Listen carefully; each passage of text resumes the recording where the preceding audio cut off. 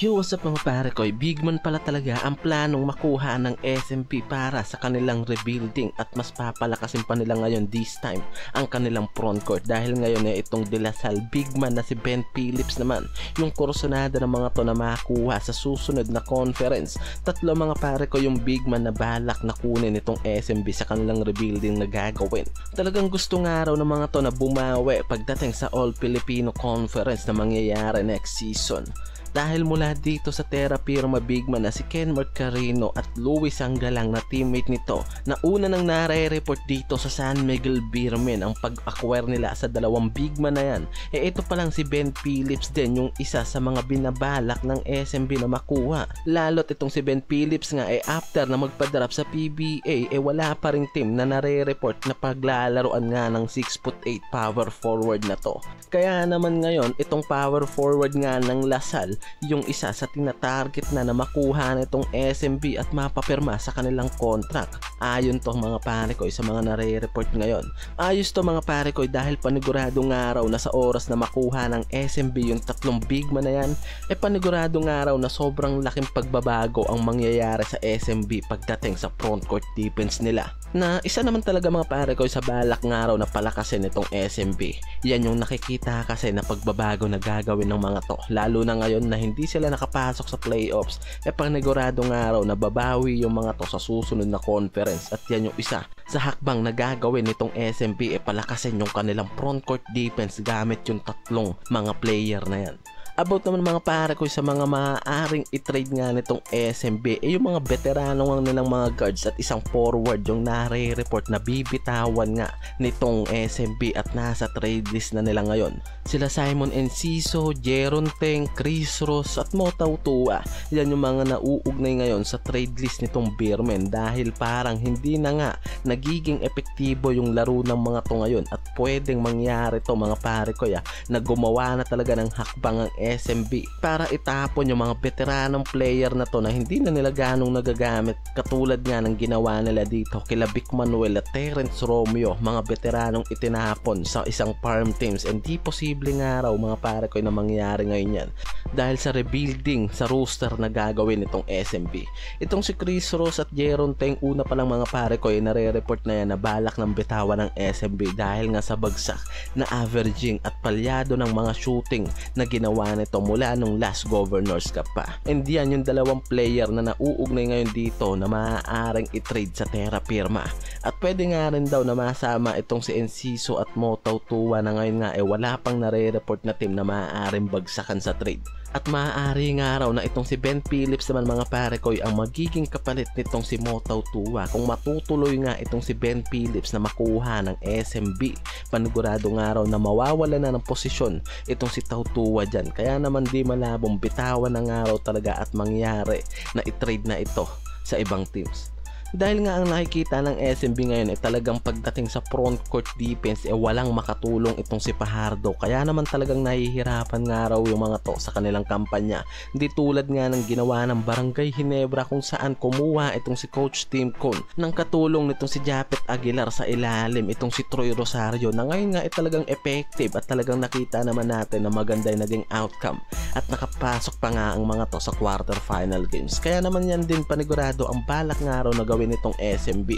Ang pagkakaiba nga lang dahil itong SMB mas gagawin pang halimaw ang kanilang frontcourt dahil tatlo mga pare ko yung big man na nauugnay na ngayon dito sa San Miguel Beermen. And uulitin ko mga pare ko yan yung mga report na lumalabas nga mula dito kay Kenmark Carino na unang sentro na pinag-iinteresan nila sa Terra Firma at sumunod dyan itong teammate naman niya na si Louis Sanggalang at ngayon nga itong 6'8" power forward naman na si Ben Phillips yung report na tinatarget na ngayon ng SMB na makuha at sulutin dito sa Converge after nga na hindi ito pumirma sa team ng Converge nang madrop nga to sa PBA at ngayon nga ay nagpapakita ng mataas na interes ang SMB para makuha ang kontrata nitong si Ben Phillips sa kanilang team.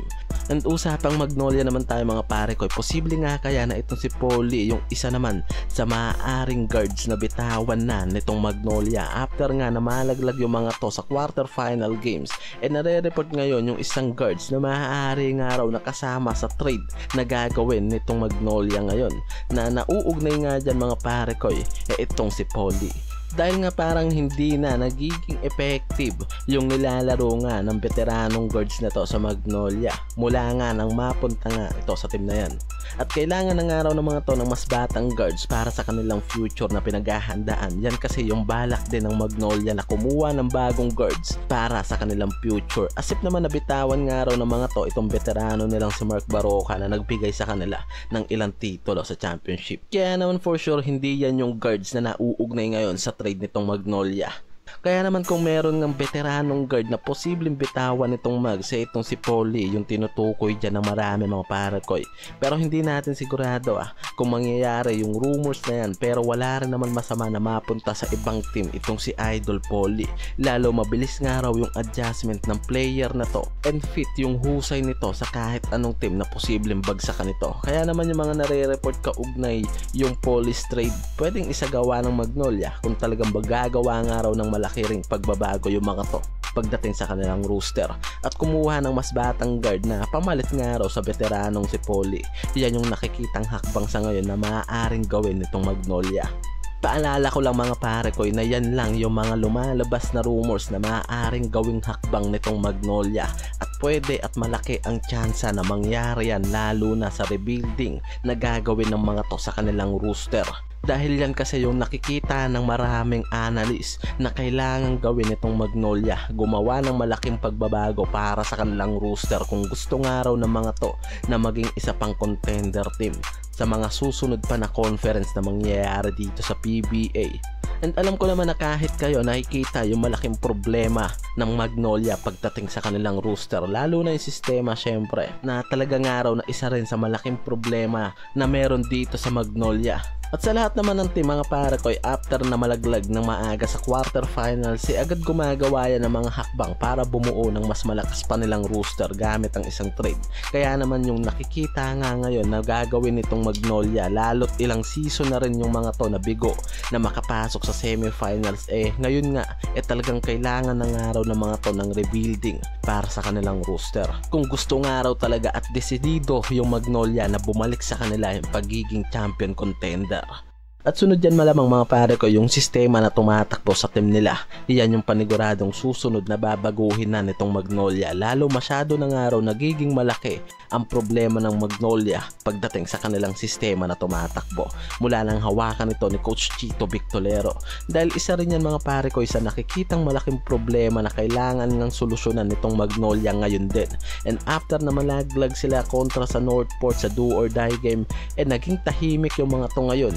And wala pang nababalita about sa pagpapalit ng kanilang head coach and system. Yan yung inaabangan ng maraming fans. Kung ano nga ba yung gagawing hakbang ng Magnolia para sa kanilang sistema. Kung gagawa nga raw ba ng hakbang yung mga to para magpalit na ng panibagong sistema at kumuha ng bagong coach na magpapaganda at magpapalakas pa sa kanilang kampanya sa susunod na season.